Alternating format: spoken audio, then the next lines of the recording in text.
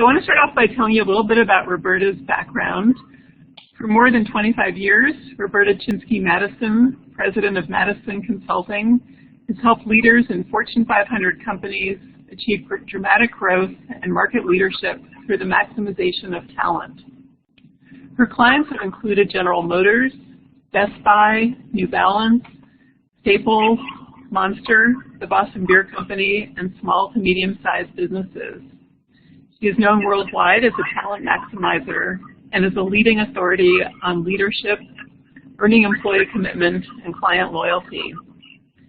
Roberta is the author of the newly released Talent Magnetism and the bestseller Suddenly in Charge, Managing Up, Managing Down, Succeeding All Around, which is a Washington Post top 5 business book for leaders.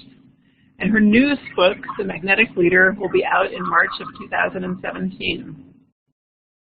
In addition to her books, Roberta is a top expert blogger for Fast Company and Forbes.com and a bi-monthly columnist for HotelExecutives.com. She holds an MBA from the University of Houston and, more importantly, has a bachelor's in human resource management from Northeastern.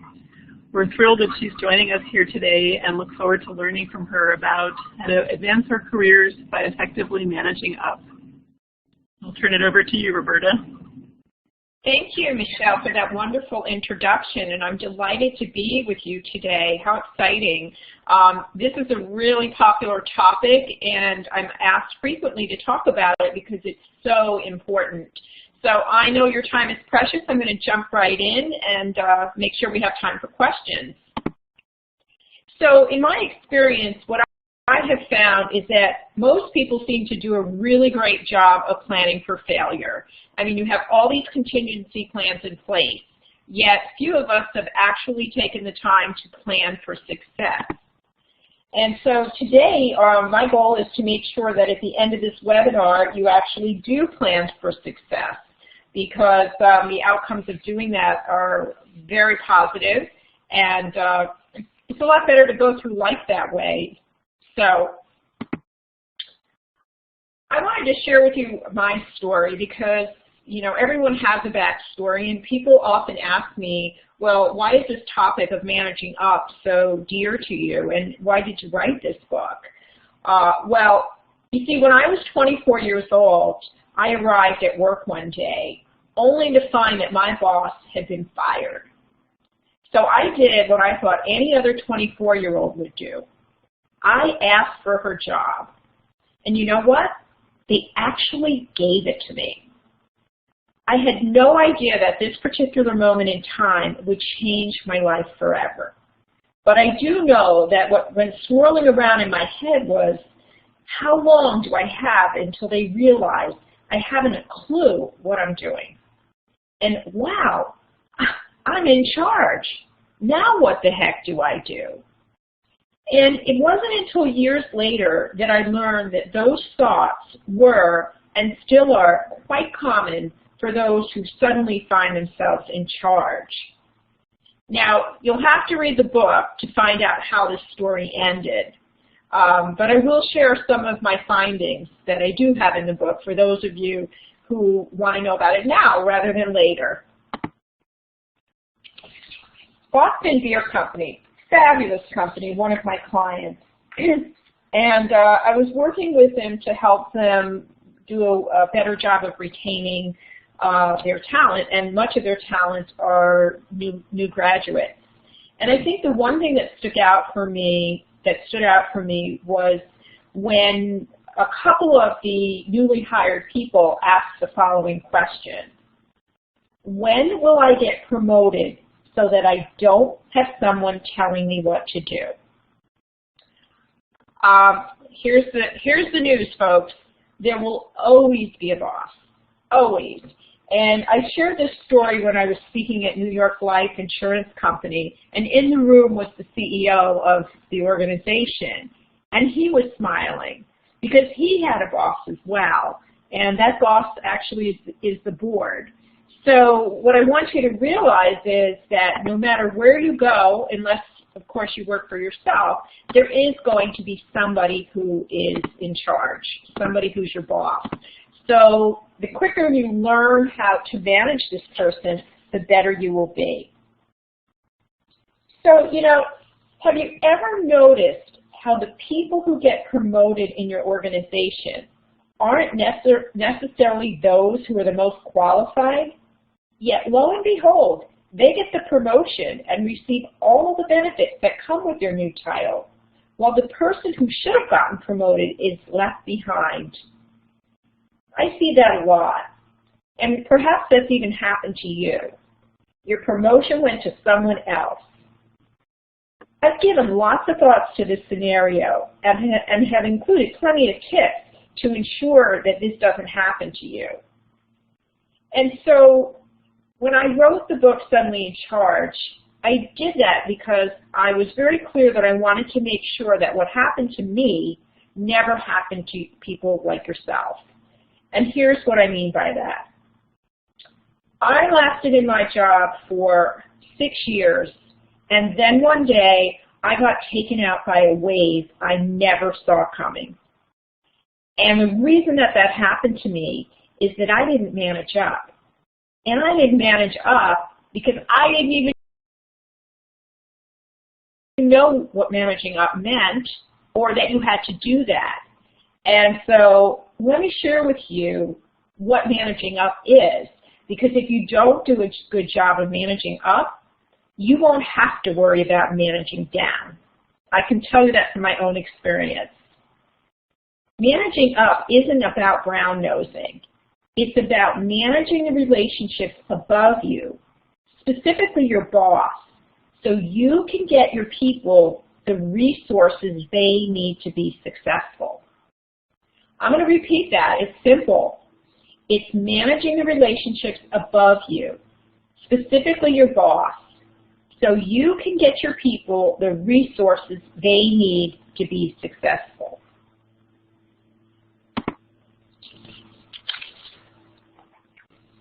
I'll admit, I have taken a few unintentional detours on my path to success. If I knew then what I know now, I certainly could have avoided these detours. So today I'm going to help you take the express lane to the top of the organization and avoid situations that have derailed those who have come before you. My first tip is that you must decode your boss's management style. And this is so important that I dedicated an entire chapter in my book, Suddenly in Charge, to this subject. Now, some of you may remember those magical decoder rings inside specially marked boxes of Captain Crunch. It was a cereal, a very popular cereal. And, those toys that were in those cereal boxes, many of you have probably fought your siblings, like I did, in order to get that prize. And back in those good old days, those rings appeared to have special powers.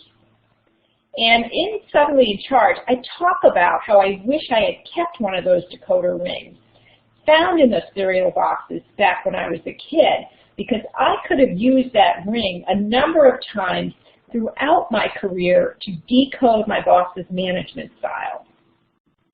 Now, it sure would be great if our bosses would adapt their leadership style to our needs. Alas, that's never going to happen. And that's why it's up to you to quickly decode your manager's leadership style so you can adapt to her. So here's an example. Suppose you work for the type of manager who prefers to be told just the facts, yet you feel compelled to give her a complete update of your every move. How do you think that story is going to end? Most likely it will not have a happy ending unless you are prepared to adapt your style to that of your boss. So here are 4 basic steps for developing and maintaining effective relationships with bosses. First of all, you want to gather as much detailed information about your boss's goals, strengths, weaknesses, and preferred working style. And then you need to honestly assess your own needs in terms of personal style. So for example, if you're working for somebody who is extremely detail-oriented and wants tons of details from you, and you're just not that kind of person, you got to figure out, is this really the right fit for me? Am I going to stick around here? Because it's going to be a long time, and you're never going to change them, that I can tell you. But you can also use this information to create a relationship that meets the needs of both parties. And then you have to continually maintain the relationship. And you do that by demonstrating every day that you are dependable, honest, and respectful of your boss's time. Well, I'm here to tell you that volatility in the workplace is the new norm. So the sooner you learn how to deal with it, the better off you're going to be. And that's my second tip today. So as you view your career, you have to take a 360-degree view at any time, because you can be catapulted into a different part of the universe. And how you emerge is really up to you.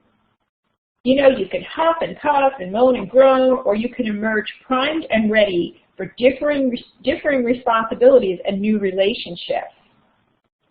Speaking of relationships, they certainly change based on juxtaposition. You may wake up tomorrow only to find that your department has merged with another, or your former subordinate is now your boss, or you are now in charge of one of your colleagues.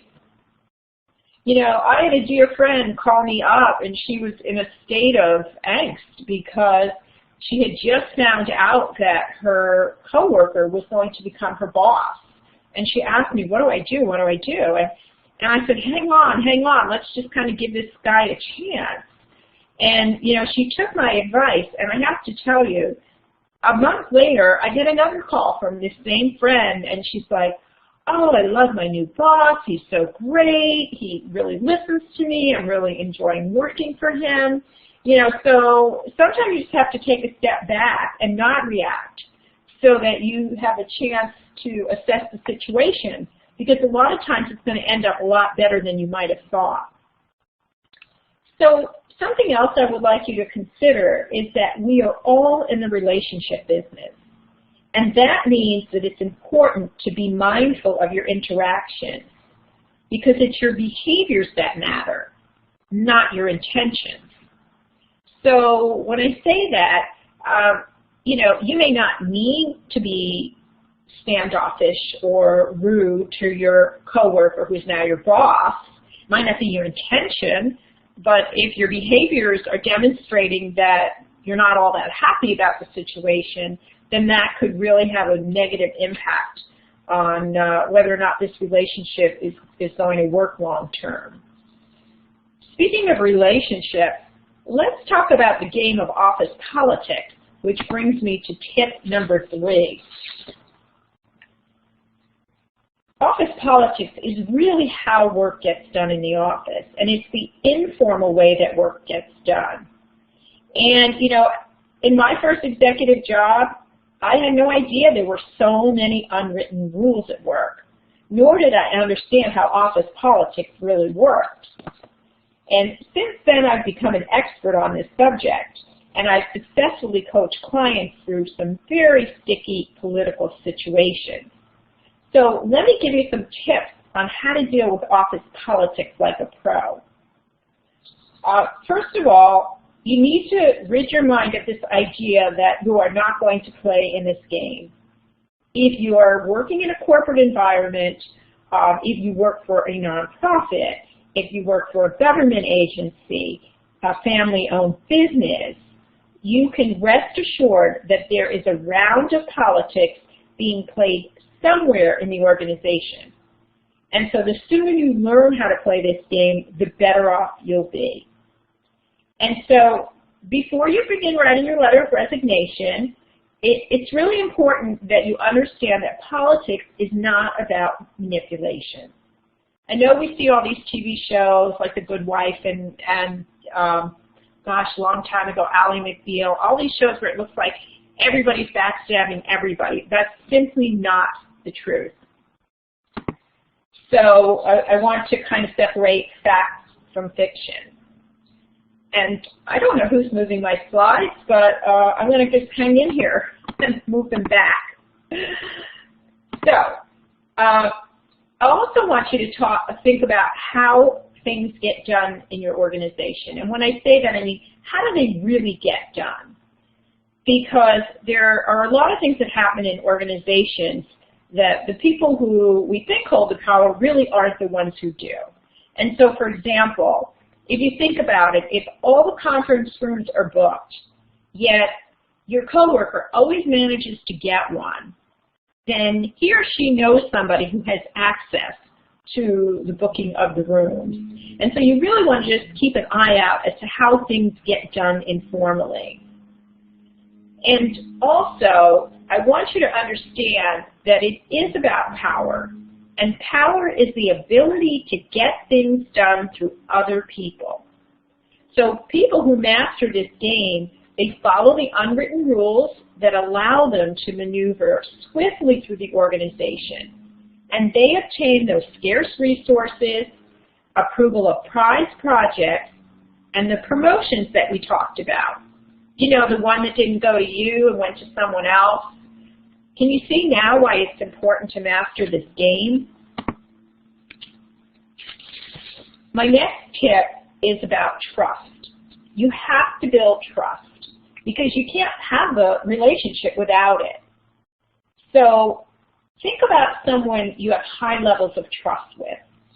What does it feel like?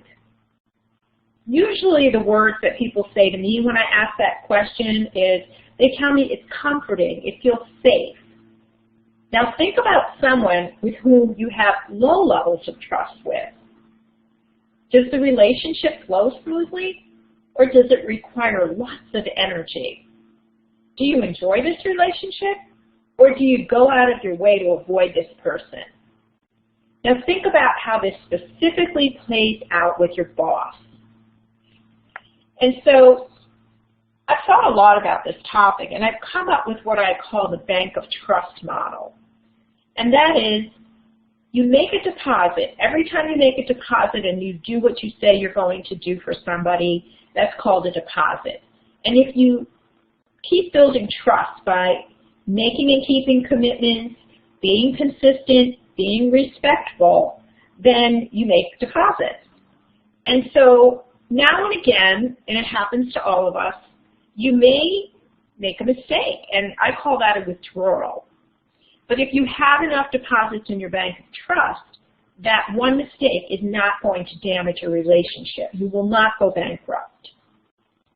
And the other point that I want you to take away today is that what I have found interesting about trust is that when one person trusts you, it kind of moves along the chain and others trust you. And so if your boss trusts you implicitly, then usually his peers will as well, which again will position you really well as you move up in the organization. My next tip is to shine the light on others. And this is an area where I believe that many people can use some improvement.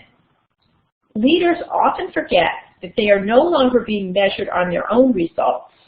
They are now being measured by how well the entire team performs. And let me tell you, when your team looks good, you look great. So here are some ways you can shine the light on others. The first way is to compliment your staff. And when you do that, try to do it in front of other people, such as the boss. You know, the boss walks into a room and you're working on a project and you say, you know, I just want to let you know that this project was put together by our team here and I'm really excited about it, rather than you kind of taking the credit when the boss says, oh, this looks great. Another way is to invite your boss in to celebrate when you are recognizing one of your people for doing something great. You know, hey, we're having cake this afternoon to celebrate, you know, hitting record sales today by John. You know, we'd love it if you join us. And then another way is to have your staff present their findings to the executive team so they have an opportunity to gain visibility and recognition. Just be prepared, though, to coach them prior to the presentation, so they're prepared for the pushback that one person who always thinks they have something to say will do. And just remember, when your employees shine, you shine as well.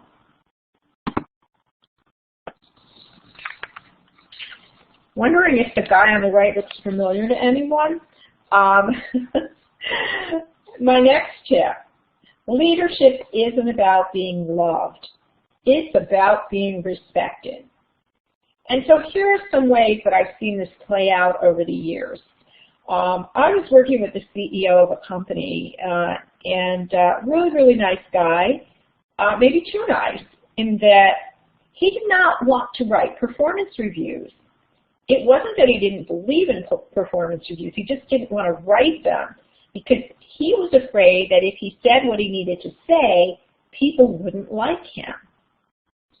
Well, I'm here to tell you that it's not about love when you're a leader. It's about respect. And what would happen is his people were all, sitting in their cubes worried, and they weren't focused on getting the work done because they had no idea what their boss thought of their work. And so it sort of backfired. This is a great time of the year to talk about company events because they can certainly be troublesome for those who respect the model that love is not where it's at. And so here's what can happen if you're a bit too cozy with those who are in your work group. So let's say it's the holidays, which it is, and you guys are going out for a drink with your team, and I'm all for that. And so you have a couple of beers, and then a few beers turn into a couple of shots. And after that, anything's possible. And so what winds up happening is that, you're having a great time with your employees, but I ask you, do you really think that they're going to respect you in the morning? And so think about that this holiday season. My advice is, go out with your team, have a cocktail, and then say your goodbyes. And I'm sure they will be appreciative of that as well, because they all want to have a great time, and probably without you. Just make sure you pick up the tab. So again, to effectively lead, your followers, the boss, and your peers must have a high regard for you. And so I really want you to keep that in mind.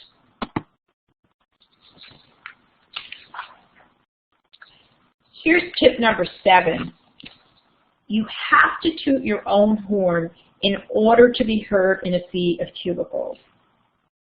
Early on in my career, I mistakenly believed that simply doing a good job would be enough to get me noticed.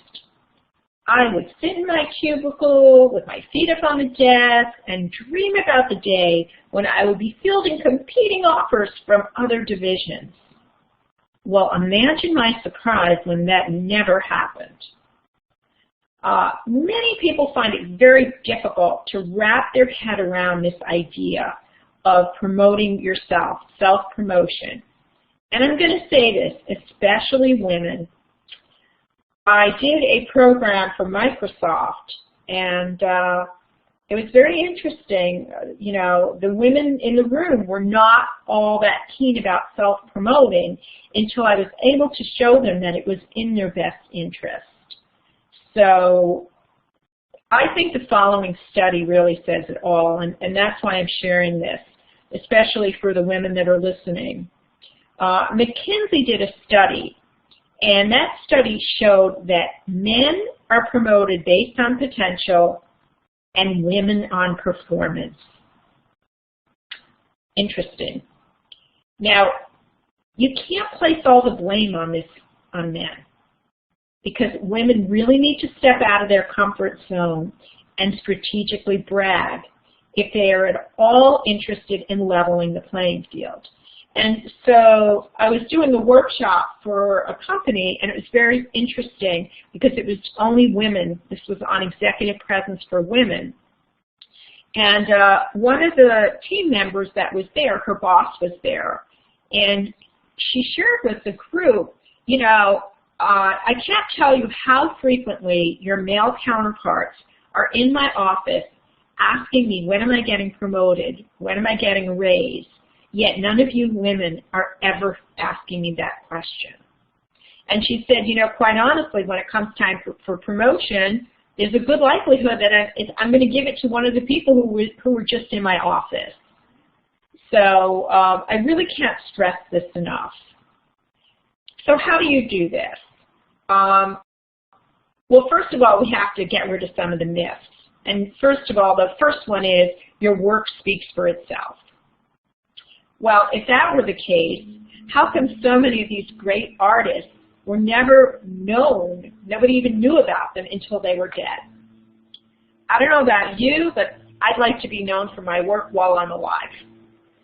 The second myth is that people won't like you if you brag. Actually, I think people will find you more interesting if they know about some of the really cool things that you've done. And I call this strategic bragging. And then the third myth is it's not ladylike to brag. And I got to tell you, everybody needs to strategically brag. So here are some ways you can do that. You can integrate your story, some things that you have done that make you a person of interest, into everyday conversation. So here's an example. When I completed my MBA, I quit my job and I traveled around the world by myself. I had some amazing experiences on my adventure. There, I just used some strategic bragging to tell you about 3 things in my life that most people don't know about. The first is I'm a risk taker. The second is I'm a world traveler. And then the third is that I've experienced many cultures firsthand. So I want you to think about this, and I want you to ask yourself, what's your story? And so I have a tool that will help you by providing you with some questions that will help you create your own story. And if you would like a copy of that tool, I'd be happy to send it to you complimentary. Email me at roberta@matusonconsulting.com. Put in the subject line, strategic bragging tool, and I will send that to you again with my compliments. And the email address is at the bottom of the slide as well. But it's really about creating a master list of boastful moments. And I can tell you from experience, it's harder to remember things as we get older. So that's why I recommend creating a list of your top talents and your accomplishments in a little journal. And this will allow you to easily retrieve stories when you need them.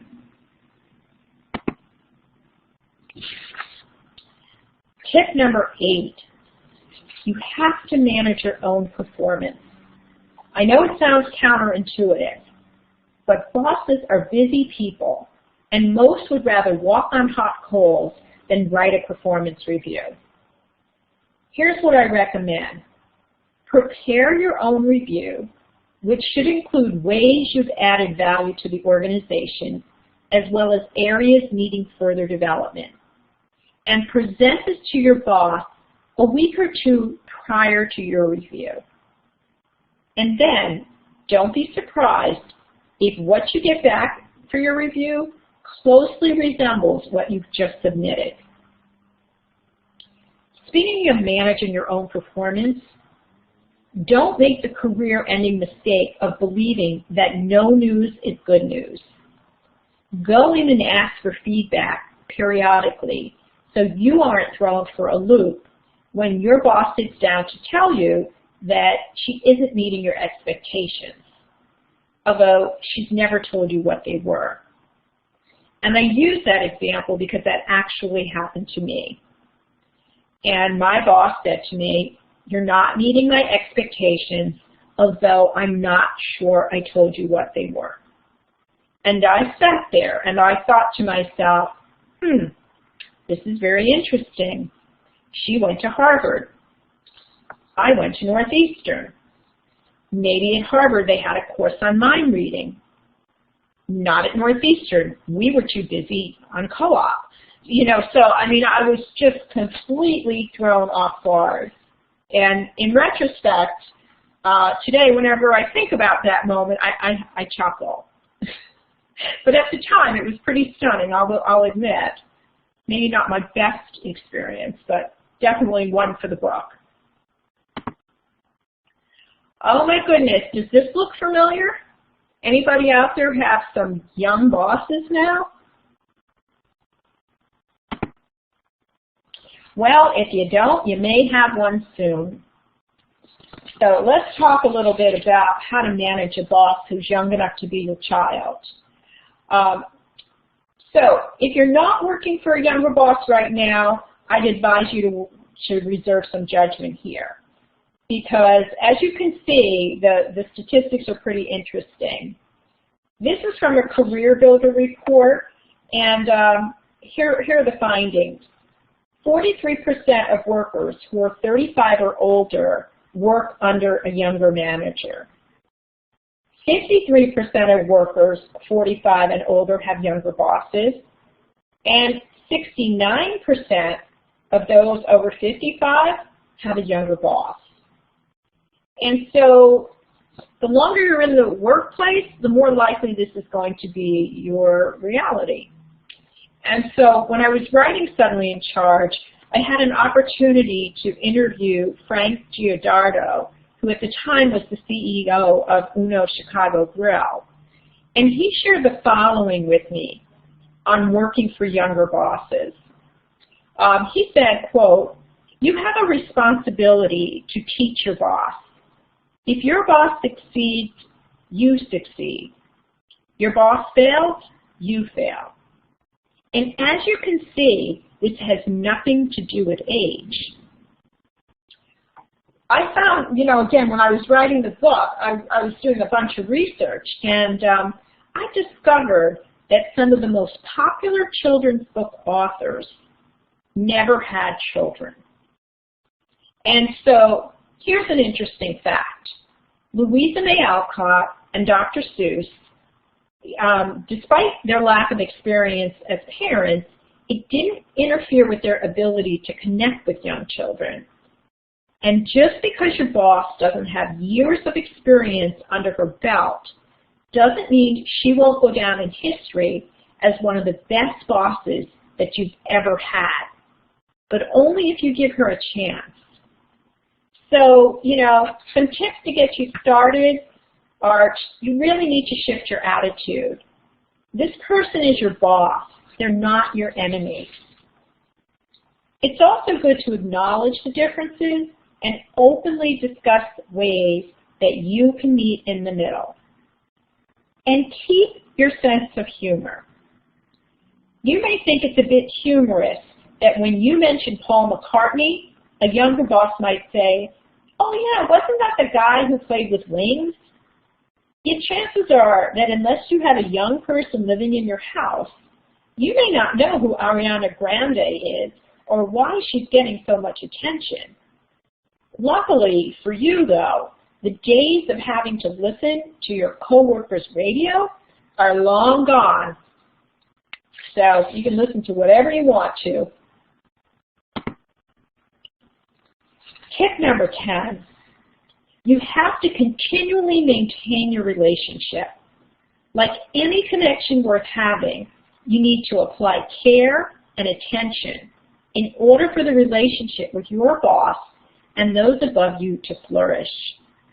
Continual maintenance is the key to sustaining relationships for years to come. And so what I have found is that, you know, it's sort of like marriage. You kind of take each other for granted and you forget that every now and again it's nice to hear something nice from your partner. And it's the same thing with your boss. Every now and again, he'd love to hear that you appreciate him as a boss. It's a nice thing to tell somebody. Certainly a nice thing to hear.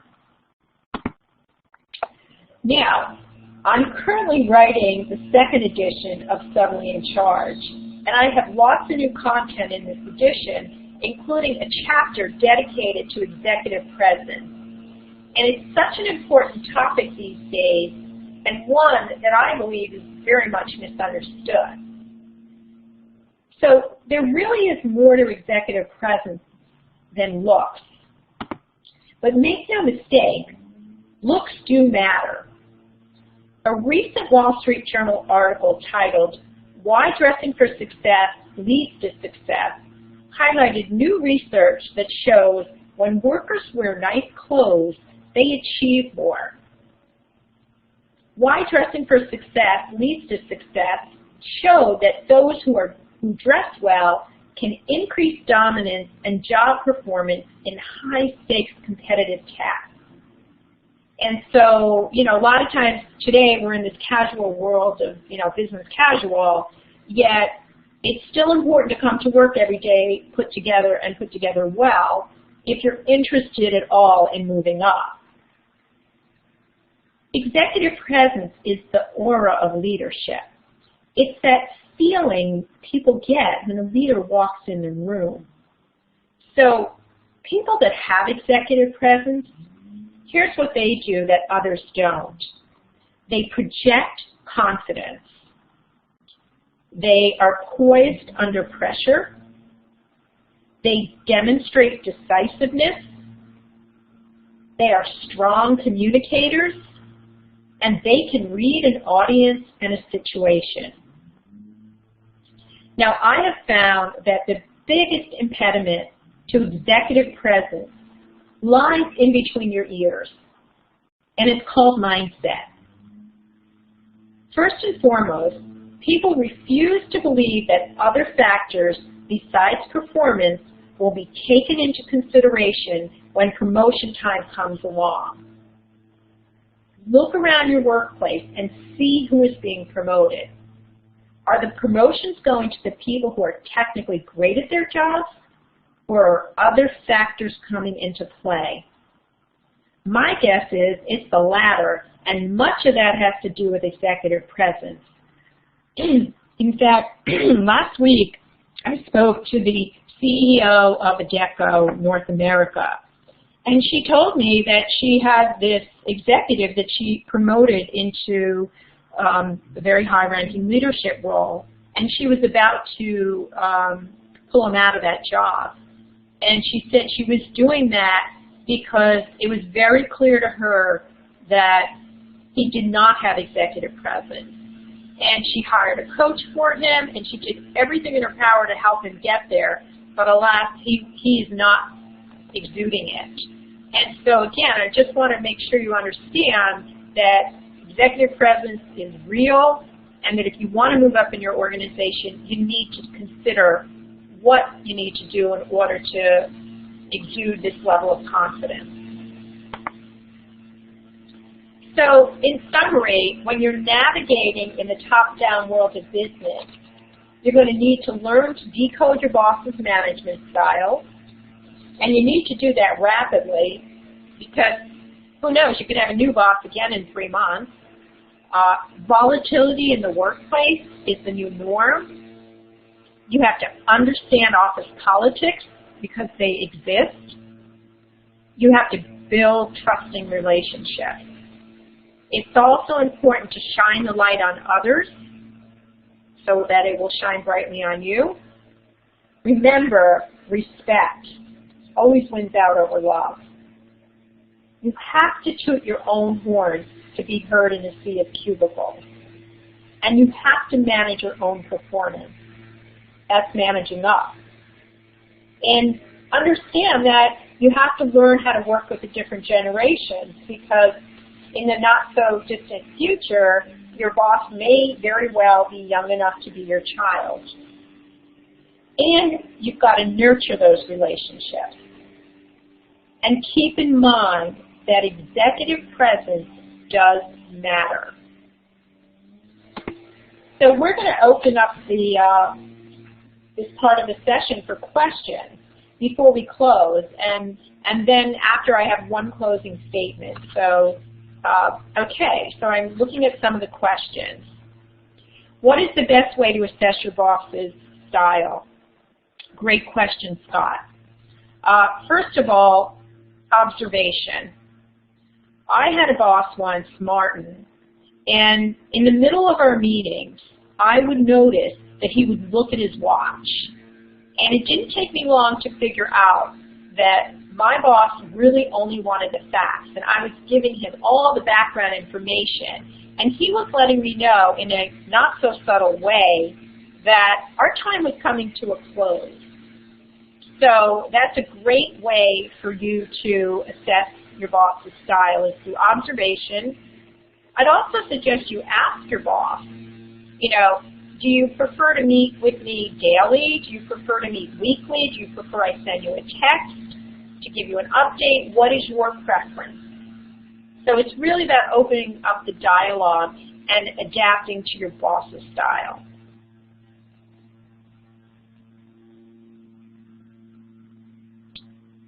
Do we have another question? Roberta, we have a question about recommendations for improving executive presence.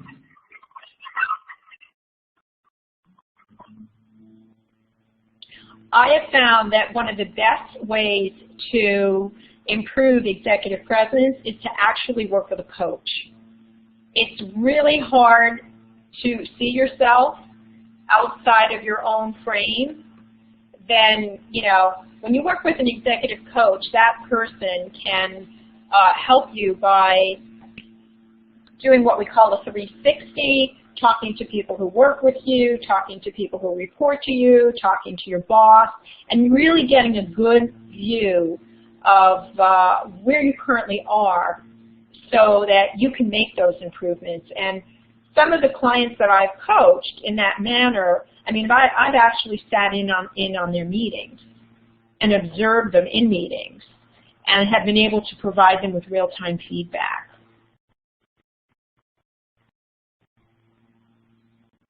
Roberta, any suggestions for, any suggestions for dealing with micromanagers? Yeah. Yes. Be very well prepared. Always have the background information because you know they're going to want it, right? Because they're really detail-oriented people. And then do whatever you can to get them promoted so you get a new boss.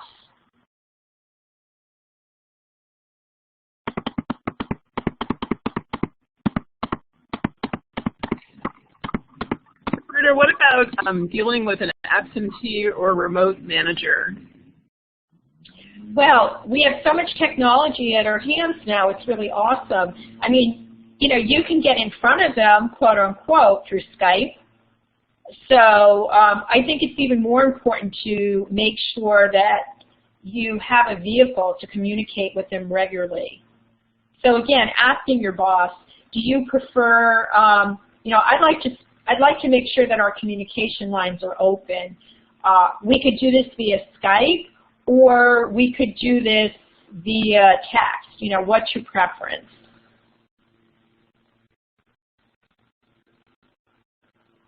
We have a question from a marketer who says, I'm the type who can deliver results but not good at talking like an executive. Isn't it that results always speak louder?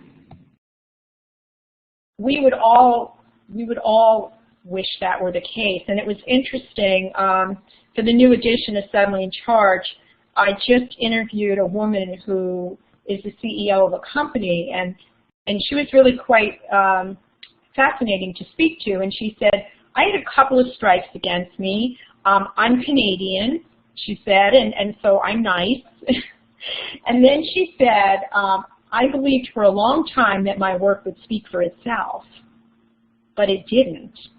And so she had to work really diligently to be more outspoken. She had to work more diligently to find sponsorship in her organization, others that could help toot her horn for her.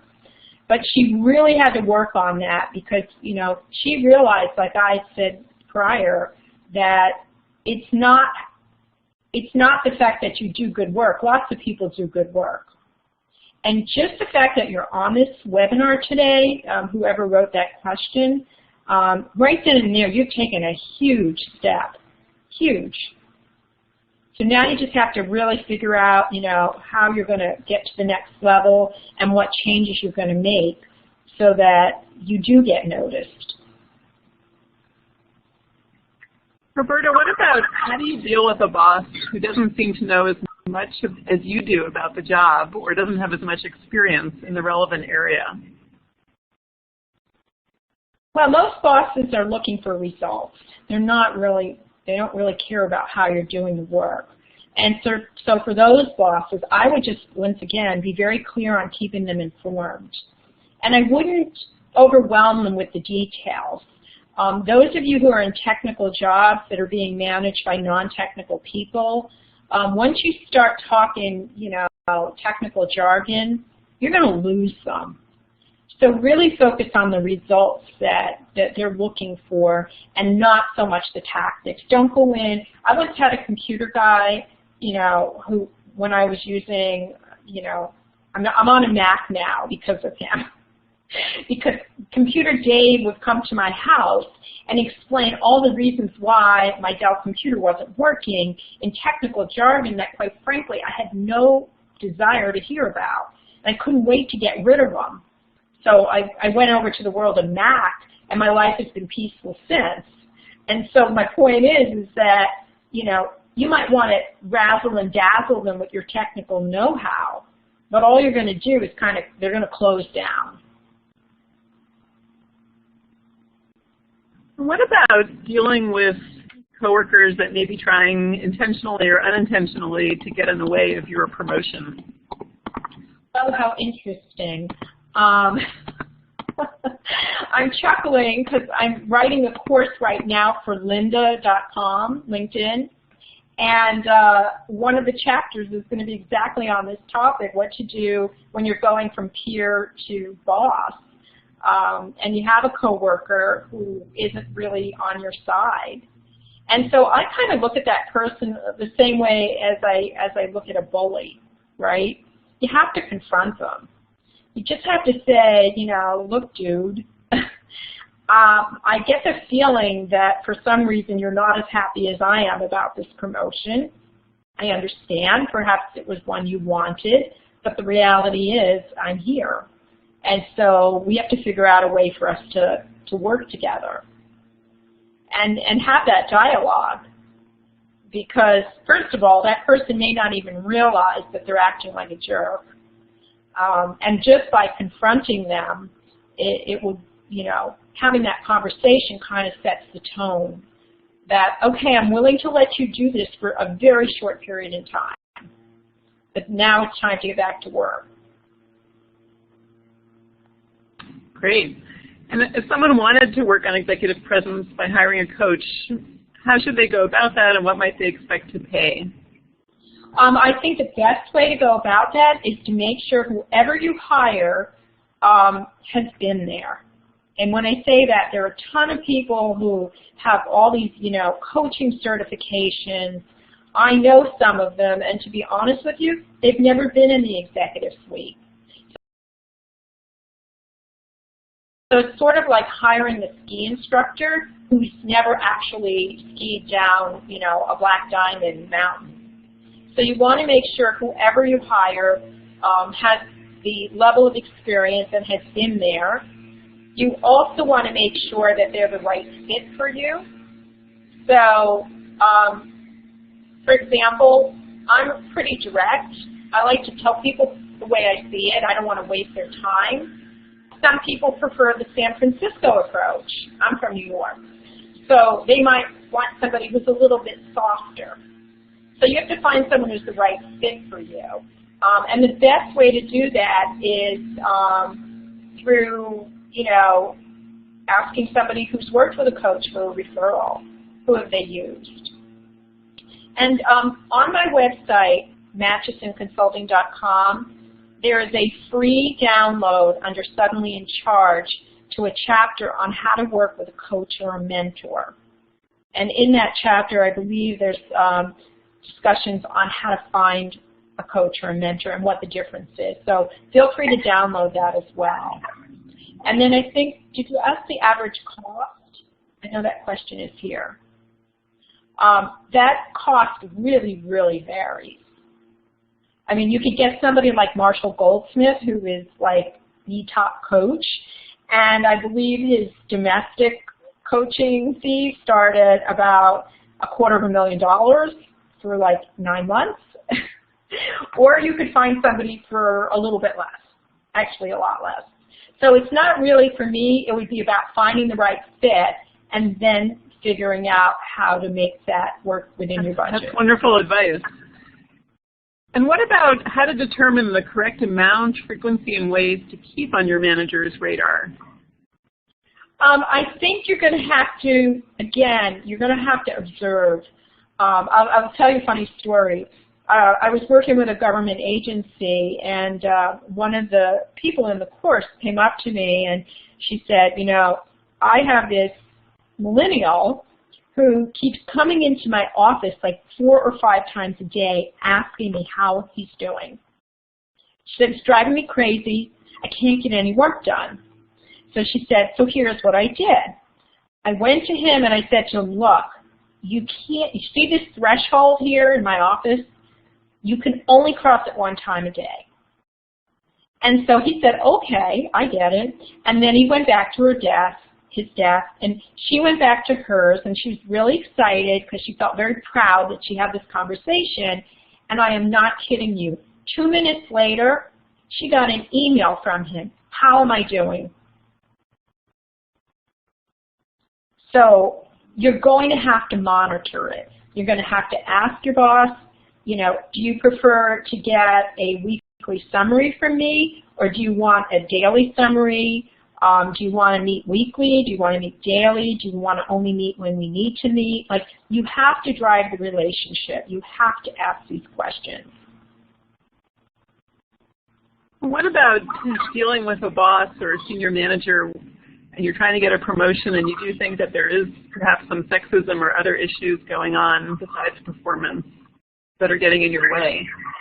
I'm sorry, what was the last part? You said something and then about something getting in your way. What? Sure.